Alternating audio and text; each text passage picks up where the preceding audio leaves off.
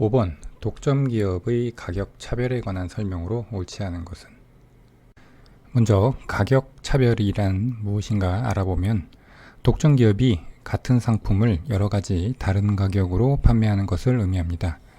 가격 차별이 가능하기 위해서는 기업 입장에서 소비자를 몇 개의 그룹으로 구분이 가능해야 하고, 또 그 소비자들 간의 전매, 즉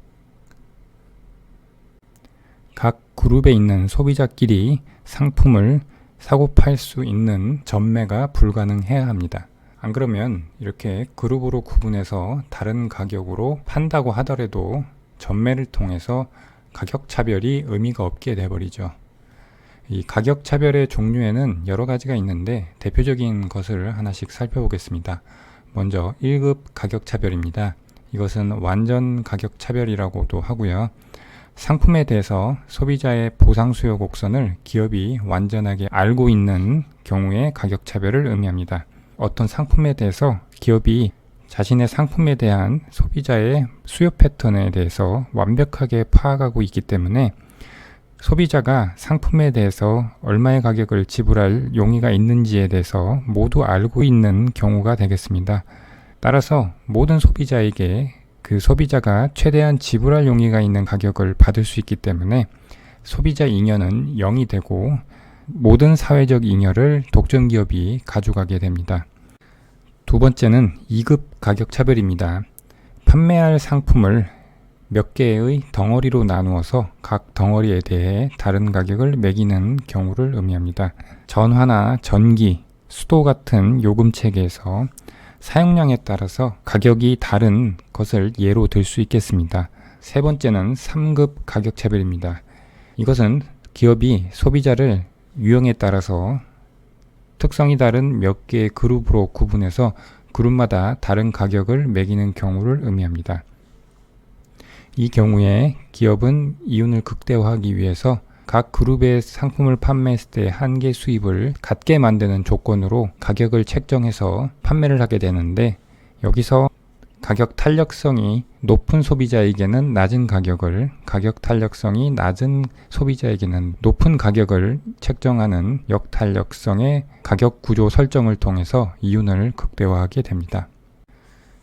그리고 장애물을 이용한 가격 차별입니다. 이 3급 가격 차별 같은 경우에는 이 가격 차별을 하기 위해서 기업이 소비자의 유형을 구분할 수 있어야 됩니다. 하지만 그것이 어려울 경우에는 소비자들에게 일종의 장애물을 설치해 놓고 그것을 뛰어넘는 소비자에게는 가격을 할인해 준다던가 하는 식으로 소비자가 스스로 유형을 드러내게 해서 그 유형별로 다른 가격을 매기는 경우를 의미합니다.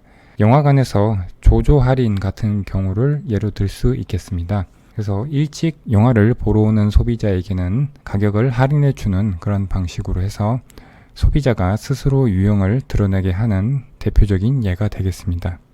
가격 차별의 종류 중에 1급, 2급, 3급 가격 차별을 하나씩 그래프를 통해서 살펴보도록 하겠습니다.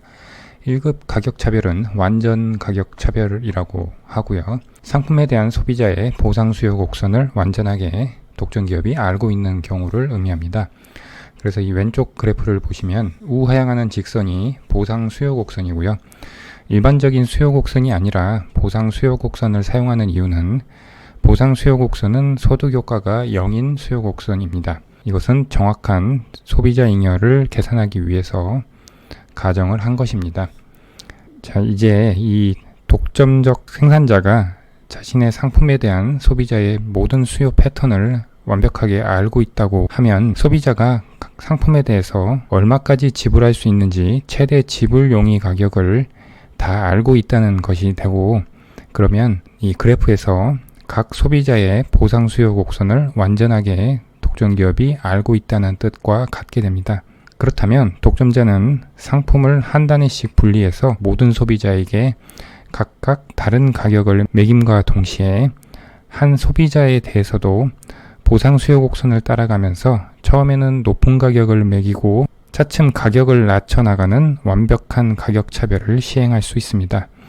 이것은 상품의 각 단위에 대해서 보상 수요 곡선의 높이만큼 가격을 매긴다는 것을 뜻하고, 만약 이 독점 기업이 Q1만큼 상품을 판매한다고 했을 때 독점기업의 총 수입은 이 빗금친 면적 AB Q1 5가 됩니다. 그렇기 때문에 독점기업의 한계 비용이 0이라고 하면 이 색칠한 영역은 독점기업의 생산자 잉여가 됩니다.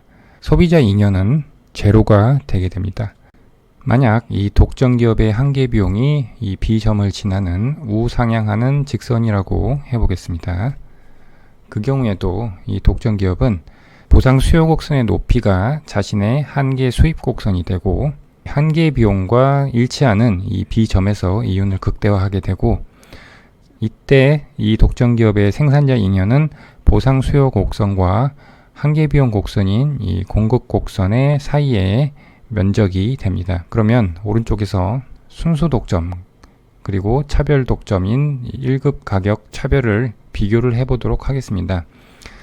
우하향하는 보상 수요 곡선이 있고 기울기가 2배인 한계 수익 곡선이 이렇게 그려져 있고, 우상향하는 독점기업의 한계 비용 곡선이 있다고 하겠습니다. 이때 순수 독점은 MR과 MC가 같은 이 점에서 생산량 Q0를 결정을 하고 가격은 이 수직선상에서 수요곡선과 만나는 2라는 점의 높이인 P0만큼 책정을 하게 됩니다. 이때 소비자는 AP02만큼 소비자 잉여를 얻게 됩니다. 즉 AP02만큼의 소비자 잉여를 얻게 됩니다. 생산자 잉여는 직선 P02와 한계 비용 곡선 사이의 면적이 생산자 잉여가 됩니다. 그런데 차별 독점일 경우에는 이 보상 수요 곡선이 한계 수입 곡선이 되죠. 왜냐하면 각각의 소비자에게 상품을 한 단위씩 분리해서 이 보상 수요 곡선을 따라가면서 가격을 매길 수 있기 때문입니다. 그래서 이 보상 수요 곡선과 한계 비용 곡선이 만나는 B점까지 생산을 하게 되고, 그러면 소비자 잉여는 제로가 되고 이 독점기업의 생산자 잉여는 보상 수요 곡선과 한계 비용 곡선 사이의 면적이 됩니다. 따라서 순수 독점과 차별 독점을 비교하면 일단 생산량 측면에서는 Q0에서 Q1으로 증가를 하게 됩니다. 그리고 가격은 P0에서 P1으로 하락을 하게 됩니다. 여기서 중요한 거는 이 1급 가격 차별의 경우에 시장 균형인 이 B점이 완전 경쟁 시장에서의 시장 균형과 동일하다는 것입니다. 그러면 우리는 두 가지 점을 여기서 알 수 있습니다. 먼저 소비자와 생산자 간에 소득 재분배가 일어나게 됩니다. 순수 독점 하에서 소비자 잉여는 AP02였는데 이것이 차별 독점이 될 경우에는 이 부분이 다 생산자 잉여로 바뀌게 된다는 것입니다. 그래서 소비자와 생산자 간의 소득 재분배가 일어나게 되고요. 두 번째는 순수 독점 하에서는 사회적인 관점에서 볼 때의 한계 수입은 보상 수요 곡선이 됩니다. 더 가파른 독점 기업의 한계 수입이 아니라, 그리고 사회적 기준에서의 한계 비용은 우상향하는 한계 비용이 됩니다. 그렇다면 사회적 관점에서는 B점까지 생산하는 것이 바람직한데, 그러면 이 점에서 B점까지 생산을 하게 되면 지금 이 부분만큼의 사회적 잉여가 추가적으로 발생하게 되고, 왜냐하면 사회적 관점에서의 한계 수입과 사회적 관점에서의 한계 비용의 차이가 0이 될 때까지 생산을 하게 되면 이 부분만큼이 추가적인 사회적 잉여가 되기 때문입니다. 그래서 순수 독점보다 차별 독점일 때 사회적 후생 관점에서 좋아진다는 것을 알 수가 있습니다. 그러면 1급 가격 차별에서 알게 된 지식을 가지고 보기에 적용할 수 있는 것을 살펴보겠습니다. 보기 1번, 가격 차별을 하는 경우의 생산량은 순수 독점의 경우보다 더 작아진다.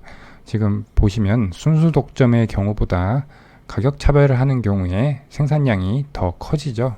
그런데 1번은 반대로 서술하고 있죠. 그래서 1번이 틀린 보기가 되겠습니다. 그 다음에 볼 수 있는 것이 3번도 볼 수 있죠. 가격 차별은 소득 재분배 효과를 가져올 수 있다. 가격 차별을 통해 소비자 잉여를 생산자 잉여로 바꿀 수 있기 때문에 소비자와 생산자 간의 소득 재분배 효과가 나타나는 것을 보았죠. 3번은 맞는 보기가 되겠습니다. 그 다음 5번 볼까요? 완전 가격 차별, 이게 1급 가격 차별이죠. 이것의 사회적 후생은 순수 독점의 경우보다 크다. 사회적 관점에서는 B점에서 생산하는 것이 더 바람직합니다. 그래서 순수 독점보다 차별 독점, 완전 가격 차별의 균형으로 갔을 때 사회적 후생이 빨간색 빗금친 부분만큼이 증가하게 되죠. 그래서 5번도 맞는 보기가 되겠습니다. 그러면 나머지 보기 2번과 4번을 보기 위해서 나머지 가격 차별에 대해서 살펴보도록 하겠습니다.